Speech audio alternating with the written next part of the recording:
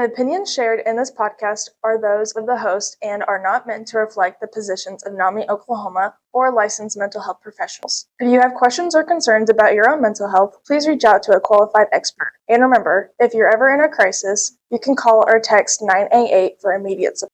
Hi, everyone. Welcome back to this episode of our NAMI Next Gen Mindful Moments podcast. My name is Emma Valgora. And I'm Anna Bennett. And today we're going to be talking to you all about boundaries. When did you first realize that setting boundaries was something you needed to do for your own mental health, not just your schedule? Yeah, definitely. I think setting boundaries is something that's really difficult for a lot of people. And the difficulty of setting certain boundaries can fluctuate throughout your life. I was really, really bad at setting boundaries when I was in high school. So like my ages of 15 to 19, I had no concept of boundaries. Like I didn't have any sort of question. The answer was yes.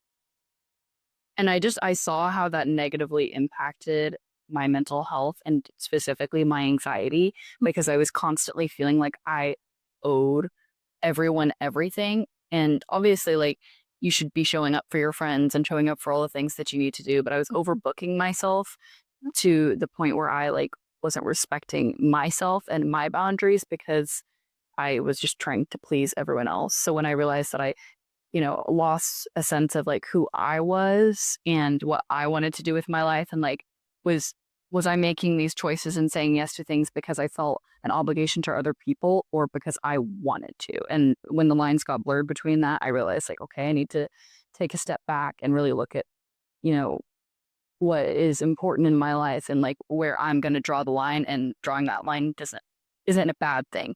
No, not at all. I think mine is very, very similar because we're both college students.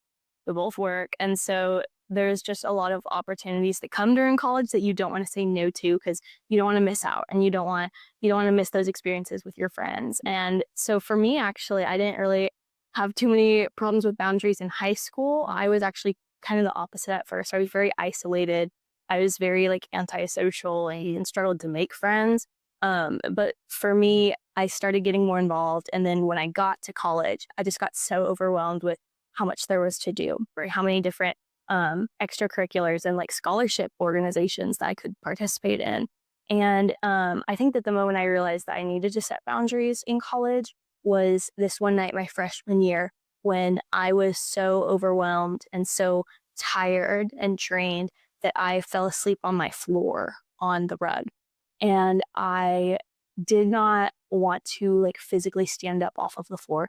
And I did not want to go brush my teeth or take a shower because I was just so drained. And so that was my like, I just distinctly remember that moment of my life when I was like, oh my gosh, I'm doing so much during the day that like my body is physically exhausted. Right. Yeah. And you do your prioritization of taking care of yourself first. And like that's something everyone talks about. Everyone talks about like hygiene and like cleanly rooms. That can be a sign of like struggling with your mental health. And like it really was for me. Oh, absolutely. So that was when I kind of took a step back and I was like, I need to start saying no to some things so that I can start saying yes to myself. Yeah, that was my time. Do you think college and early adulthood make it harder to say no? Yeah, so I think we kind of touched on this a little in the last one about FOMO. That's what makes it hard for me as a college student, because like there's classes and homework, and for my major I have like rehearsals, and I know for nursing students you have like clinicals. So there are so many things that you have to do, but then the fun part of college is the things that you get to do. And I guess I can't speak for what comes after college as a young adult, but especially like as a college student, there are so many times that I am invited to like a party or to a late night food run. And it's hard because I don't want to be lame and I don't want to be left out from my friends. But I also have to think of myself, and I have to think of how much sleep I'm getting, and I have to think of like what homework I have to do the next day. And sometimes setting those boundaries like is just essential, even though the FOMO is still there. No, definitely. Yeah. I feel like this year in particular, I'm going to be a senior, and I am too. So, oh yeah, I forgot about that. Yeah. I feel like it's been particularly hard for me to get a grasp on it because I am like, okay, this is my last year living with all 6 of my best friends. We've all been saying like, this is the year of yes. You have to say yes to everything because this is the last year we have. And like, obviously nobody's being serious about saying that, but you do feel like, okay, like, it's like, that is my last time left. But at the same time, I was talking to my mom about this the other day, that especially with my major, like my first 2 years of college were just prereqs, and then my last 2 years of college are nursing school. So instead of slowing down, I just have ramped up. And this semester is going to be my hardest like year of school by far. So I'm like, okay, this is the year of yes, but I also am like terrified, and I'm like, okay, my hardest year of school starts now, not like my college life isn't slowing down, So I just I'm feeling like I'm struggling to feel like okay about making sure that I prioritize my studying while also not. And it's not even necessarily a FOMO thing for me. I just am like, okay, I want to have all these experiences with my friends to look back on, and I don't want to like make them feel like I'm not soaking in my last year of college, because I'm not like a big going out person, but I love being around my friends. I hate it. I used to love it a little too much, but now I don't like it. I'm a grandma, but I just like I feel like if I don't say yes to all these things, I'm gonna look back on my terrible, miserable, sad post grad life and like regret. Thing. I think that's the thought that like goes through people's heads. And like that's why it's so hard sometimes to set those boundaries and to find that balance. And so I think especially in your case, that's why it's really important to lean on your friends and have those honest conversations. Like I'm worried about this. I don't like missing out, but I also really need to like prioritize my studies. And I think that's where like a good healthy balance can come in. Like, Oh, and I don't want to make it sound like my friends are being, you can't study. I have the best friends in the entire world. But I think that's more of a thing like with myself, because my friends have always been understanding of like, okay, once it hits 10 p.m. Anna's got Irish goodbye time. But I just feel like almost a sense of guilt that I need to work through and be like, it's not selfish to make sure that I'm taking care of the other parts of my life and like my career that are really important to me. So yeah, no, I completely agree. What's a boundary you've set recently that was hard in the moment but ended up being so worth it? yeah, so I just a few weeks ago got an email in my email account that was giving a volunteer opportunity to be like in a leadership position in a community clinic that helps serve and provide healthcare to underserved communities, which is That's so cool. it's so cool. It's so cool. But I was thinking about it and I was like, okay, I can apply to this. It's only 2 meetings a month, but then I also have to go volunteer at this and volunteer at that. And I already am doing nursing school. I'm doing NAMI. I want to soak in Senior year. and spend like and be selfish and spend that time with my friends that I have, and while also still like making sure that I keep my grades up. And I've kind of felt like this too recently because my sister lives in Dallas and I would love to be able to go live with her for a year after college, but getting a job as a new grad in Dallas for nursing is close to impossible. So I've been doing everything I can of, doing all these different things to pack on to and I work too, forgot about that. To pack on like all these extra things to my resume to get myself like as far ahead as possible. But I realized before I was literally filling out the application, I was like, I don't have time for this. Like if I do this, I am not going to be able to do the things that are really important and that keep me grounded. I wouldn't be able to work out like how I like to. I wouldn't be able to like spend that time where I can sit and call my mom for 30 minutes or, just like doing those little things that keep me mentally okay and that like allow me to be the best person I can to not only other people, but also to myself. And I realized like, okay, you know what? I'm doing everything I can. I quite literally cannot add this extra thing. Yeah. And obviously I was disappointed because it was a great opportunity that I would love to, but it'll be a great opportunity for somebody else, but I just do not have the time. And that's okay. There's nothing wrong with that. I'm not a bad person for not hopping on this big volunteer opportunity when I already am doing so much other stuff. No, I completely agree. And that's a lot like how I had to say no to some things like my freshman year because there are just like only so many hours in the day. Right. Yeah. I would say mine is a little nerdy, but my boundary that I recently, like within the last year, really discovered and have set is that I have a bedtime. I love it. Like, yeah, I have like a strict like bedtime.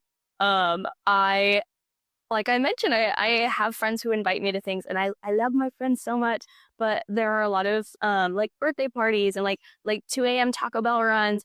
And as someone who has like 8 and 9 a.m. classes in the morning, I've just learned that like I really need to go to sleep by like midnight. Yeah. Or I will just wake up like tired and like I will not have the proper energy and my body will not be ready for everything that I have planned for a day. And so yeah, it sounds so lame, but like a big boundary of mine is that I just tell my friends like I love you so much.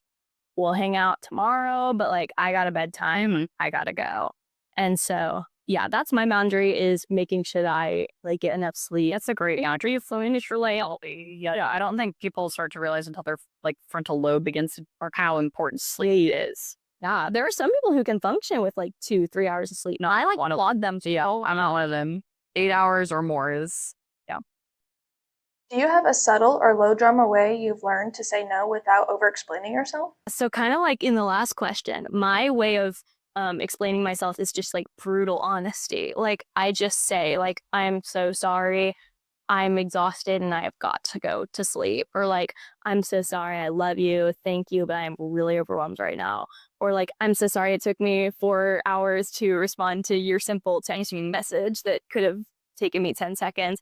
I was really overwhelmed by my messages. Like, I just am so honest with people because I feel like that's just like the best policy and like it's true and it can be like awkward and narky sometimes, but that's my way is just like being so honest about how I'm feeling and what's happening. yeah, definitely. I have always been a person that struggled with confrontation, and I am a big people pleaser, and I hate like the feeling of letting other people down or feeling like I'm letting people down. Yeah. But I've kind of recently realized that I need to not make promises that I can't 100% say that I can keep.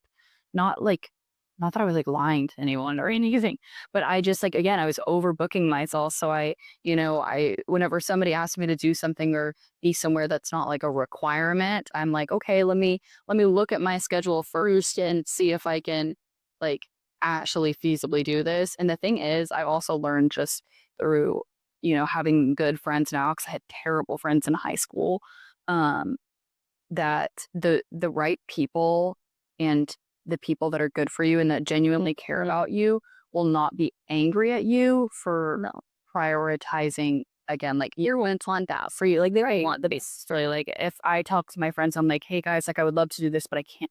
I really have to study. I've got a big test, or I just like I need a night of peace and quiet and relaxation. They're like totally fine. Like no worries. You take care of yourself. We'll see when you get, or like when we get home, and I never feel like they're angry at me or that like they're going somewhere and, talking crap about me because I'm like, I know I had to step right. Exactly. Like I've made that conscious decision of choosing my friends wisely and surrounding myself with people that want the best for me. Yeah.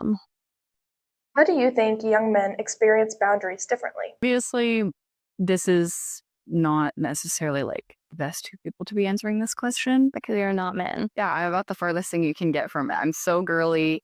I love girls. Like we're both like very open with our boundaries and like our mental health. So those two. Exactly.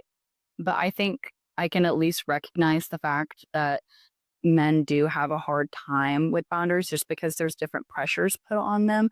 Like when it comes to, being a provider and this and that, it's always like just like in America has been a societal normal thing that, man go work and woman stay home, which Very outdated. yeah, are extremely outdated. Like But I feel like if you want to stay home, great. If you want to go to work, work. Like it should be a personal choice, not an expectation.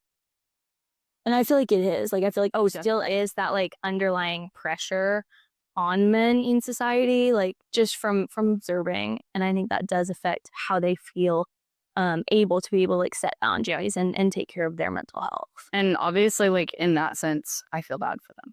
But in another sense too, I think there's, the flip side of looking at it where like a lot of men, not a lot, I don't want to like generalize here, but a handful of men, especially young men, don't know how to respect other people's boundaries. And I think a large like driving force behind that is how they view and the women in their life and what the relationship with the women in their life is. Yeah.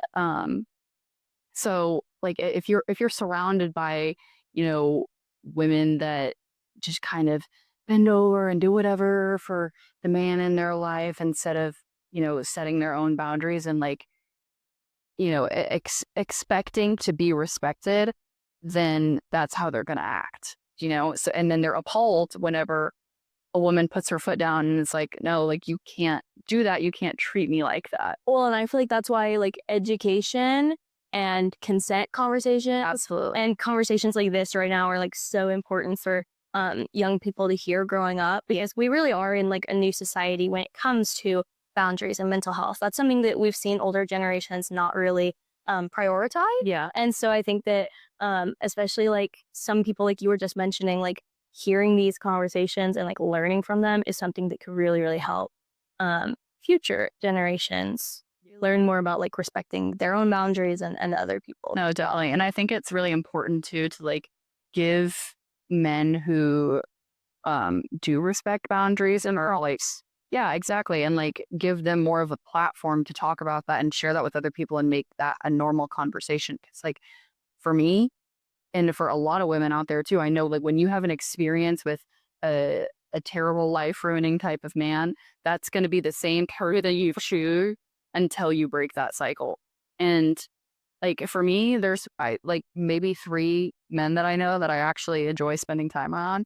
And I know that's not like necessarily the best thing to say, but that is literally a product of like, how you've been treated and the people that you've been around. So it gets a bad taste in your mouth. No, it does. It does. So I guess in conclusion, we're just speaking from personal experience here. Yeah, not to try. We have not been like men in society, but we do realize that there are different societal expectations. Yeah, and there's definitely struggles, and it's not as easy to talk about those struggles as a man as it is for a woman. Have you ever felt like people expect you to always be available or helpful just because you're, quote, nice?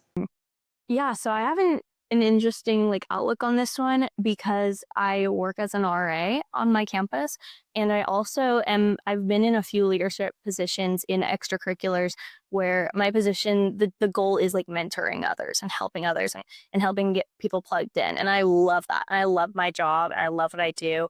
But I have felt like over the last year, like I just pour into so many people, and like I have felt like sometimes I need to set boundaries. And I have had residents like knock on my door at like 11 p.m. just to like ask to borrow scissors. And so I do really struggle with that because I want to help people. Right. And it's literally my job. I was going to say that's so hard to set that boundary there because It's my job. right. It's in your job description. Yeah.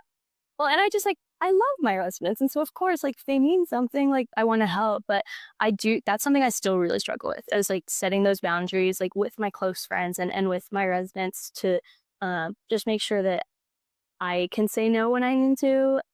But I do feel mean, like, Right. I do feel mean if they need help and I'm not there to help them. So yeah, I honestly don't have a really good answer for this one because like I'm still very much so. Like almost everyone struggles with it, especially if you're like the people who are on this council are very much so giving people. I think to have a passion for mental health people and pushing that out there, like you have to be a giving, compassionate, understanding person. And I've gotten better at it as I've gotten older. But like I said, in high school, I was terrible at setting boundaries.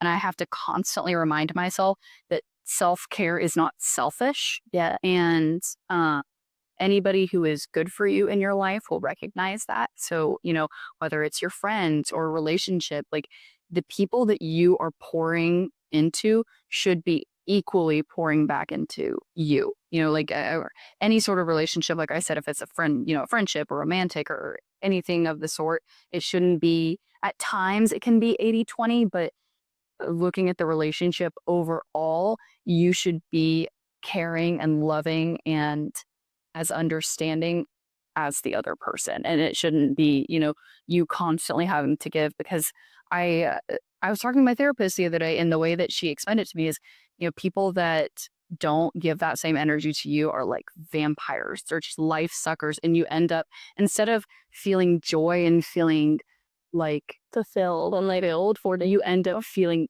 drained. And it's, you can have physical signs of it. Like whenever you're in a draining friendship or a relationship, you feel physically exhausted and worn down. And like, because you've given so much of yourself to somebody else that you have nothing left to give, because once you give so many pieces of yourself away, you don't know who you are anymore. So making sure that I am consciously choosing those friendships and relationships that are a 50-50 give and take. Yes, and who like won't be mad at you when you do have to say Exactly. Like they realize, okay, this is what Anna needs to do because this is what's good for her. So I want that for her. Like I want her to say, I can't do this tonight. No, I agree. How do you handle it when someone doesn't respect a boundary you've set, especially if it's someone close to you? Yeah, I think so. This question, like I've kind of been talking about through this whole episode, has been a big learning curve for me, and it is something that like I've only learned how to properly navigate recently, because I always felt guilty about setting boundaries, because I felt like, oh, I'm letting this person down, or I'm being a bad friend because I'm not, going 110% at all times, when in reality, like, It's not possible. right.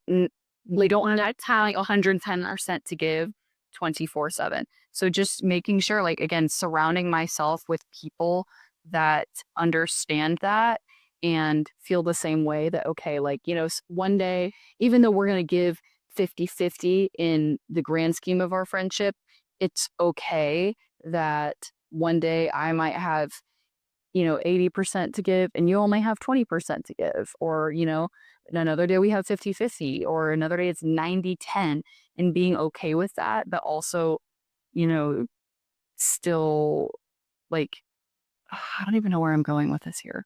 No, I understand. It's kind of like what we've said in the past, just like making sure there's a good balance. And like for me, I go back to just the brutal honesty. Like if there's someone who is not respecting those boundaries of mine, We could say it in a respectful and kind way, and if there's good people for you, they're going to be understanding of that and not like offended. that's especially me with like relationships. I really have to like be very brutally honest and be like, I don't have, I can't spend every minute every day with you. Like I ask, like, I know, no. And so like, I just, you have to be brutally honest sometimes. And the people who are right for you and like right for your life and for your friendship circle are going to like love you and understand. Even if they once weren't respecting those boundaries. Right. And like you were saying, especially like in a relationship standpoint, I think it's so important um, to be, obviously in a relationship, but also be your own individual at the same time. Because if you're that codependent on somebody, that is something called anxious attachment style, and it's not good. It's, it's just as bad as avoidant attachment style. Just like you can be close with a person and love them and know them in and out with all, while also still being your own person, having your own goals, hobbies. Like you don't have to be everything that they are. And I think a lot of people, especially young people, have such a hard time getting a handle on that, because it takes us a while to figure out, who we even are. So how it's so hard for people to be their own, individualistic person without knowing who they are first. And so giving yourself the time and the space to figure that out before you dive into a relationship. I completely agree. What do healthy digital boundaries look like for you? Whether it's text, social media, or just being on all the time. So this is a really good one for me because I like to think of myself as like the queen of digital boundaries. Like I am known in my friend group as the worst responder. Like it can take me 3 to 5 like business days to respond to a text. And like I acknowledge that. I acknowledge my faults.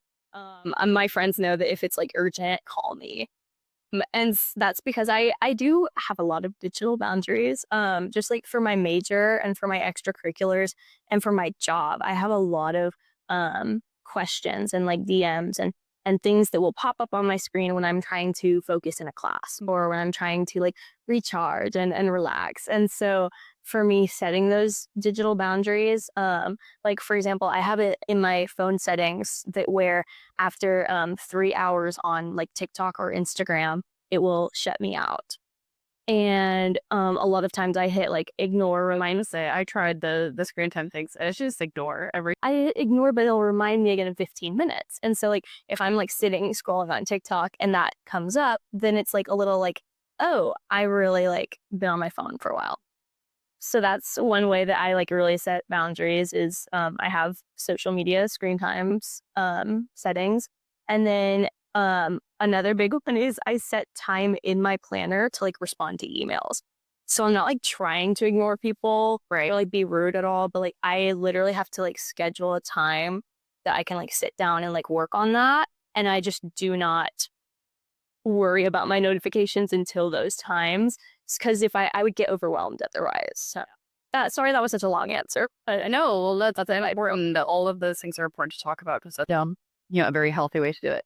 I, on the other hand, am a doom scrolling queen. I love to doom scroll. It's my favorite, and I know that it's so bad for you, but it gives me so much joy. It like recharges. I know, and people on the internet are so funny. Yeah, like in a world where sometimes you open your phone and there's not joy everywhere, you can like go on TikTok and find a lot of joy. Exactly. Like I laugh so hard on that app. I love it. But at the same time, I know it's important to like be present and not spend all of my time locked into my phone. And I think something that's helped me just as I've started to get older too is I've realized that I'm a person that I care about having, I'd rather have a few good people in my life and that I have really deep relationships with than have a ton of people and I have so many friends, but they're all surface level relationships. So I don't feel like I'm constantly and this is just in like a friendship standpoint. Obviously, when it comes to school or work, like I'm more diligent about responding.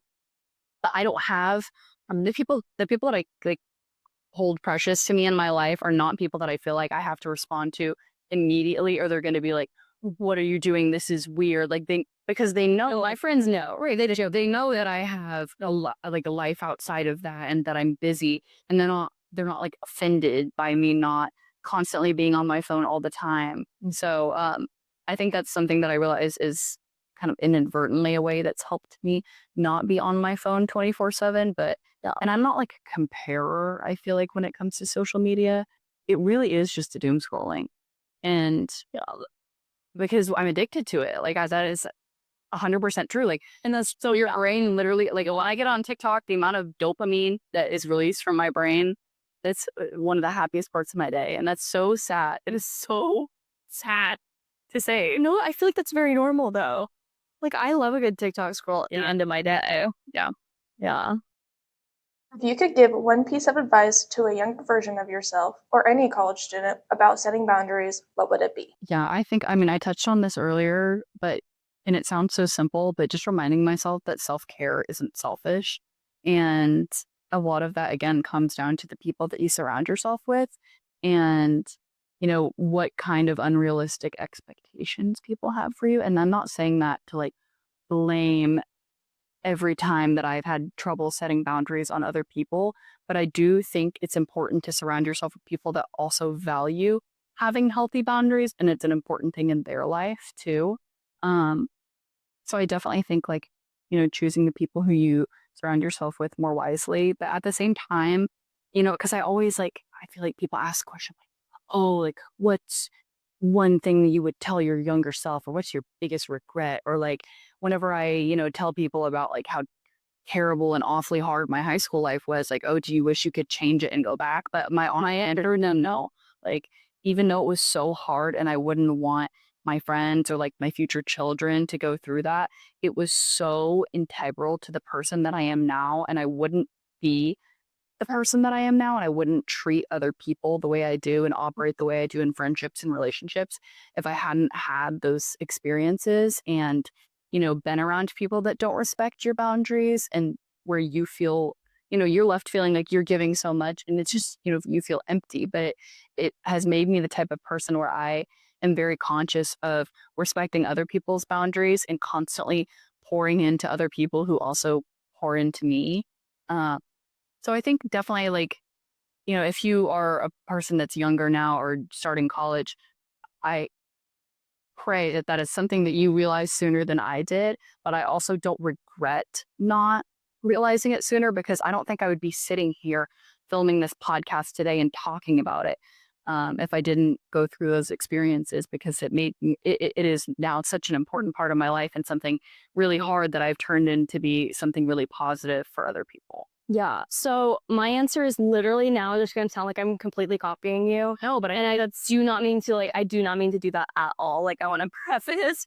But like truthfully, like my answer, if I could tell like other people now, like tell college students and like what I tell my younger friends is like, do not be afraid to set those boundaries. And like, do not be afraid to take care of yourself. The right friends and the right people, the right job for you, they will understand like the importance of taking care of yourself. They will want that for you. Yeah. And if they don't, then that is not meant for you. And likewise, though, I look back and I know that if I were to tell little Emma that, like if I were to tell high school and college Emma that I would be too stubborn and like I wouldn't. Right. And it's so much easier said than done. Yes, like I just wouldn't. But nevertheless is an important conversation to have and put out there, because even if somebody isn't going to take that advice, it's really, really important for young people to be hearing that conversation and knowing that this is a normal conversation to be talked about, and this is important, and it's not just something that you should sweep under the rug like how I did. Like it's something that you should, even if you're not going to make that change right now, or at least planting those seeds of, oh, this is something that maybe I should start thinking about. Like I don't know if I would have listened to it in high school, like I said, and like like looking back, I'm the same. I would not change what's happened. I think that I'm a big believer of like the butterfly effect. Oh, me too. Yeah. I could go into Everything happens for a reason. yes, yeah. But like I wish I could have been told that in high school. Yeah. And like I wish I had like an older sister or like a super cool podcast that would have told me like that it's okay to set those boundaries, because like maybe it would have helped. And I definitely have those, like I had those people in my life that told me to set boundaries and stuff, but it was really my mom and my sister that were those people, and that's my family. So like my 17-year-old bratty self at the time was like, no, I'm going to do what I want to do. And I don't want to listen to anything that other people had to say, because I was like, no, this is my life. These are my friends. When in reality, like my mom and my older sister have been right about literally every single thing in my life. So mine is, and I'm sorry to go off on a tangent here, but mine is, my therapist told me this story once, and it was really what like woke me up and like made me start like taking care of myself and setting those boundaries. She was asking me, if I were to die the next day, what would I want people to say at my funeral about me? that is a really loaded question. Yeah. Wow. That's a curious. No, she was asking, she's like, would you want people to talk about like the extracurriculars you do and about like the ribbons you've worn? Or like, would you want your friends there to say that you were like a kind person? Right. And like that they like loved you and that you were funny. And so like that's something that really just put things in perspective for me. That, like, Interestingly enough, I had a very similar conversation with my therapist when I was a sophomore in college, and I had just gone through a terribly awful, hard relationship. And I was talking to my therapist about like, I don't think I have fully healed from the things that happened to me in high school, which is why I continue to choose the same kind of people that I do. And yeah, but she told me, she's like, okay, next, your homework for our next session is I struggled with my depression the most when I was around 15. And she was like, okay, for your next session, I want you to sit down and write a letter to your 15-year-old self. So like at the lowest point in your life, sit there and write a letter to them. And that's like it was the hardest therapy session I've ever had to do, but it was the most important thing I've ever had to do, because I, had to learn how to not regret all these things, or, feel bad, because I don't want to feel bad for myself about all these things that happen, but also to understand at the same time that like you can feel bad for yourself about those things, and you can wish things were different while also still respecting the positive things that certain seasons of your life have done for you. Yeah. You cannot rush healing. We want to thank you guys so much for listening to our YAP session here. And we hope you've learned a little more from our personal experience about just the importance of setting boundaries. Yeah, definitely. I think it's such an important conversation to have, and especially as young people, to push out there and make a normal conversation of that. So be looking out for next month's episode. And just a reminder, September is Suicide Prevention Month. So We'll have a special episode. yeah, we'll have a special episode. We have great things in the works. And thanks again for listening. Join us on October 4th, 2025 at the Oklahoma City Convention Center for the NAMI Oklahoma Annual Conference. This year's event will feature an engaging panel on men's mental health hosted by the NAMI Oklahoma Next Gen Advisory Council. It's a chance to connect, learn, and be a part of a statewide conversation on mental health. Register today using the link in the description.